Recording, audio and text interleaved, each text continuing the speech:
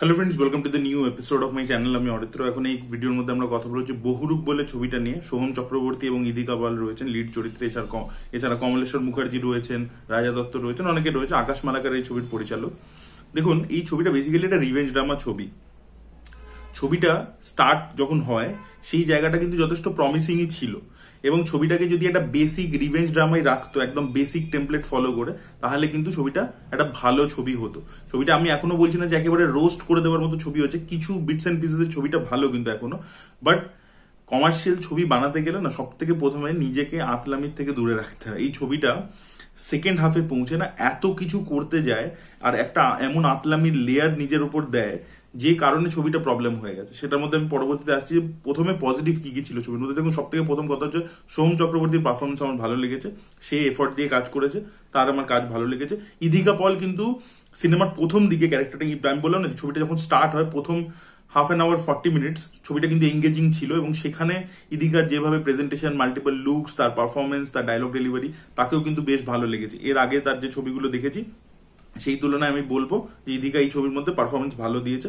কমলেশ্বর মুখার্জি ক্যারেক্টারটার মধ্যে একটা সোয়াগার ছিল, তার কাজও আমার ভালোই লেগেছে।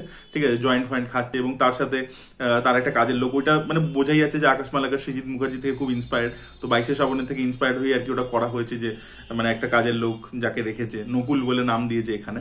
তো সেই কাজের লোকটাকে রেখেছে, এবং কমলেশ্বর মুখার্জির যে ক্যারেক্টারটা, তার যে সোয়াগ, সে যেভাবে কথাবার্তা বলে, তো ওটা বুমবাজার থেকে kind of inspired. But Kamaleshwar Mukherjee ওটাকে ভালো পুল অফ করেছে। তো এদের পারফরমেন্সেস ভালো ছিল প্রত্যেকে। আর বিজিএম এর কাজ কিন্তু ভালো হয়েছে, মেকআপের কাজ ভালো হয়েছে সোমনাথ কুন্ডু যেটা করেছেন। আর যেটা আমি বললাম যে ছবিটা প্রথমে স্টার্ট হয় একটা নন লিনিয়ার অ্যাপ্রোচে, একটা মার্ডার দিয়ে স্টার্ট হয়। ওর যে কোল্ড ওপেনিং যেটা ছিল, সেখানে যেভাবে সোহম ইদিকা ডান্স করে এবং সেখানে একটা মার্ডার হয়, তার পরবর্তীতে যেভাবে এগোতে থাকে গল্পটা একটা নন লিনিয়ার ফ্যাশনে, ওই জায়গাটা এঙ্গেজমেন্ট ছিল। এবং কিছু কিছু আরো জায়গা আছে, মানে পরবর্তীকালেও ছবিটার সেকেন্ড হাফে বা কিছু কিছু কিছু মোমেন্টস আছে যেগুলো আপনাদেরকে কিন্তু বেশ ভালো কয়েকটা মানে শকিং যে ব্যাপারটা সেটা দিতে পারবে, কিন্তু সেগুলো খুব কমই মোমেন্টস আছে। এবার ছবিটা প্রবলেম কি হয়েছে, ছবিটা আইডিয়াতে পোটেনশিয়াল ছিল, লুক অ্যান্ড ফিল ছবিটা ভালো, কিন্তু মেকিং ইত্যাদিও ভালো করেছে। ছবিটা প্রথম দিকে যে বললাম যে প্রোগ্রেশনটা, সেটাও বেশ ভালো হয়েছে। ছবিটার মধ্যে প্রবলেমটা তাহলে কি হলো, কথা ছবিটার মধ্যে একটা আতলামির লেয়ার দেওয়া হয়েছে, যেটা আমি আগেই বলছিলাম। সেটা হচ্ছে ডায়লগস গুলো আপনি যদি শোনেন, বিভিন্ন ক্যারেক্টার বিভিন্ন বিষয় নিয়ে যে কথা বলছে, এ করছে, এখানে ডিরেক্টরের ক্যারেক্টার রয়েছে যেটা লোকনাথ বাবু প্লে করেছেন, তার যে ধরনের ডায়লগস ইত্যাদি রাখা হয়েছে, আননেসেসারি, দরকারই ছিল না। এবং সেকেন্ড হাফে গিয়ে ছবিটার মধ্যে এতগুলো আইডিয়াজ আছে, হজপজ হয়ে গেছে। একটা সাবপ্লট হচ্ছে চুপের মতো, চুপ বলে যে ছবিটা এসেছিল দুলকার সালমান। এবার দুলকার সালমান ওখানে কেন খুন করছিল, যে ওর একটা সিনেমা বানিয়েছিল, সেটাকে খারাপ রিভিউজ দিয়েছিল সবাই, তো ক্রিটিকদেরকে টার্গেট করে। It's a single track emotion. এবার এখানে গিয়ে কি হচ্ছে, লাস্টের দিকে অনেকগুলো সাবপ্লটকে হজপজ করে দেওয়া হয়েছে। প্রথম হচ্ছে একজন নায়ক, ঠিক আছে, সে একটা ছবি বানাবে ঠিক করেছিল ডিরেক্টরের সাথে। এবার ক্যারেক্টারটা অ্যাক্টিং করতে করতে, মেথড অ্যাক্টিং করতে করতে, সে নিজেকেই ওই চরিত্রটা ভাবতে শুরু করেছে। এটা একটা ইটসেলফ একটা প্লট হতে পারে, এটা নিয়ে পুরো ছবি হতে পারে, এটা একটা সাব প্লট এই ছবির মধ্যে। তারপরে যেটা বললাম যে এই যে চুপের মতো, মানে ব্যান করেছে, এ করেছে, যারা মিলে করেছে, কেন করেছে সেটা কারণ কিন্তু ঠিকভাবে দেখাতে পারেনি, যে কেন ছবিটা ব্যান করেছে, তার পিছনে এই কনস্পিরেসিটা কেন হয়েছে, কি ব্যাপার। যেহেতু বললাম অনেকগুলো সাব প্লট রেখেছে, তো যেগুলো ইটসেলফ একটা পুরো প্লট হতে পারে, সেগুলোকে সাব প্লট হিসেবে ট্রিট করেছে। তো একটা গেল হচ্ছে যে হিরোর নিজস্ব সাইকোলজিক্যাল প্রবলেম ছিল, সে এখন নিজেকে ওই ক্যারেক্টারটা ইমাজিন করতে শুরু করেছে, এটাকে একটা সাবপ্লট রেখেছে। তারপরে যেটা সেকেন্ড যেটা বললাম, চুপের মতো একটা সাবপ্লট রয়েছে।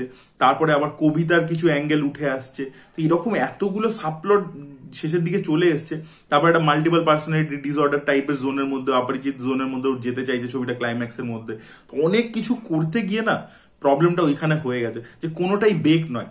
রিভেঞ্জ ড্রামা, বেসিক রিভেঞ্জ ড্রামাতে কি হয়, যে একটা লোক কাউকে খুন করছে পরপর, তারপরে একটা পয়েন্টের পর, যেটা হচ্ছে ইন্টারভেল পয়েন্ট, তার পরবর্তীতে তার ফ্ল্যাশব্যাকে চলে যেতে হয়, যে ফ্ল্যাশব্যাকে দেখিয়ে দাও যে কেন লোকটা করছে, তার পারপাসটা কি।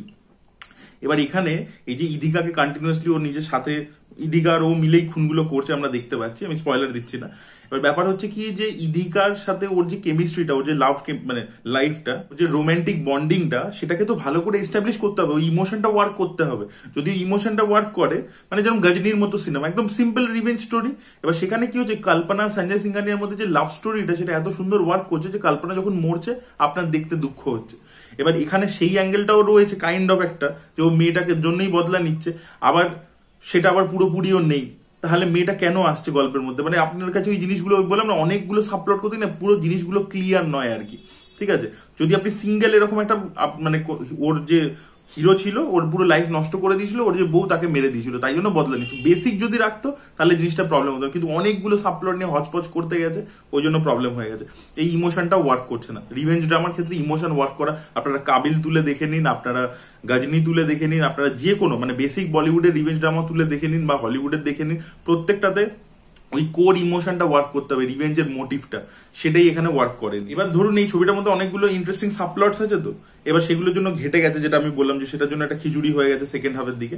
বাট এটা আরো বেশি ইন্টারেস্টিং হতে পারতো যদি আপনি কি করছেন, আপনি যে এই যে ইনভেস্টিগেশন প্রসেসটা সেটাকে যদি আরো কমপ্লিকেটেড, আরো যদি ইন্টারেস্টিং বানাতে পারতেন, তাহলে জিনিসটা হতো। এই যে ক্লু ডিটেকশনটা, সেটার যে প্রসেসটা, যে ধাপ, প্রথম কথা হচ্ছে রাজা দত্ত কেন পারছে না যে কমলেশ্বর মুখার্জিকে অ্যাসাইন করা হলো, সেই ব্যাপারটাকে আপনাকে ক্লিয়ার করতে হবে। যে ওর সামনে ও একটা ভালো অফিসার, কিন্তু ওর সামনে এমন একটা হার্ডেল এসেছে যেটা ও সলভই করতে পারছে না, তাই জন্য একটা বড় অফিসারকে আনা হয়েছে।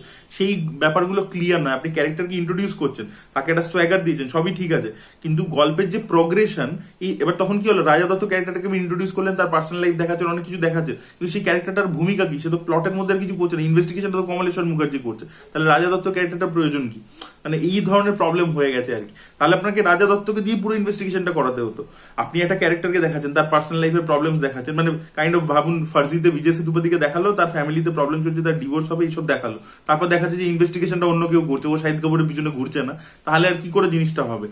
এইগুলোই হয়ে গেছে ছবিটার ক্ষেত্রে প্রবলেম, টু মেনি সাবপ্লটস, এবং সেগুলোকে দিয়ে প্লটটাকে জুড়ে যে একটা সেন্ট্রাল প্লটে কানেক্ট করে যে একটা পুরো কোহেরেন্ট গল্প বলবো, সেটাই আর কি হয়নি ছবিটা। ইনভেস্টিগেশন প্রসেসটা আছে, ওটাকে আরো ইন্টারেস্টিং বানাতে হতো, ঠিক আছে, যেগুলোকে আমরা রেড হিয়ারিং বলে থাকি। থ্রিলারের ক্ষেত্রে রেড হিয়ারিং যেটাকে বলে, সেইটা অ্যাপ্লাই করতে হতো, যে আপনার সন্দেহটা বারবার এইদিক ওইদিকে ফ্লিপ করছে, আপনি ক্লু ধরে ধরে ধরে ধরে 2-3টে ক্লু ধরে একটা জায়গায় গেলেন, সেখানে দেখলেন না এটা হলো না, আবার সেকেন্ড রেড হিয়ারিং, আবার থার্ড রেড হিয়ারিং, তাহলে আপনি কি হবে, যে আপনার দর্শকেরও ইন্টারেস্টটা হোল্ড হয়ে থাকবে, এবং ইনভেস্টিগেশন প্রসেসটাকে আপনাকে ইন্টারেস্টিং বানাতে হবে। এখানে জাস্ট কি ক্লু গুলো জাস্ট ব্রেড ক্রামস এর মতো পড়ে রয়েছে, একটা একটা করে ধরছে, তারপরে পৌঁছে গেল, এবং যেখানে মেনলি ইনফরমেশনটা দর্শককে পাস করতে হবে, সেইখানটাতে গিয়ে একটা ক্যারেক্টার বসে বসে পুরো জিনিসটা বলে দিল। তো সেইভাবে তো হবে না, না, সেখানে একটা পারপাস থাকতে হবে, ঠিক আছে। আর নাহলে আপনাকে জিনিসটাকে কিছু একটা দিয়ে, নয় স্পেকটাকেল দিয়ে, নয় কিছু দিয়ে, ওই জিনিসটাকে ওইভাবে পৌঁছে নিয়ে ওই পয়েন্টে যেতে হবে। যেরকম ধরুন ইন্ডিয়ান ছবিতেও দেখবেন ইন্টারভেল পয়েন্ট না, তার আগেও আর কি, কামাল হাসানের যে ওয়াইফ, মানে সেনাপতির যে ওয়াইফ, সেই আর কি পুলিশ অফিসারটাকে পুরো গল্পটা বলে। বাট কি কেন বলে? বিকজ ও ইনভেস্টিগেট করতে করতে, তার আগে একটা ইনভেস্টিগেশন আছে কিন্তু ওর, যেখানে ও ইনভেস্টিগেট করে করে ওর বাড়িতে পৌঁছেছে, এবং ডিসগাইজে ওর সাথে কথা বলছে যে আমিও একজন ফ্রিডম ফাইটার। তখন ওই ভদ্রমহিলা ওকে পুরো গল্পটা বলছে সেনাপতির ব্যাপারে। তখন আমরা ফার্স্ট ফ্ল্যাশব্যাকে দেখতে পাচ্ছি যে ও আইএনএ তে গেছিল, হোয়াট এভার যা গিয়েছিল।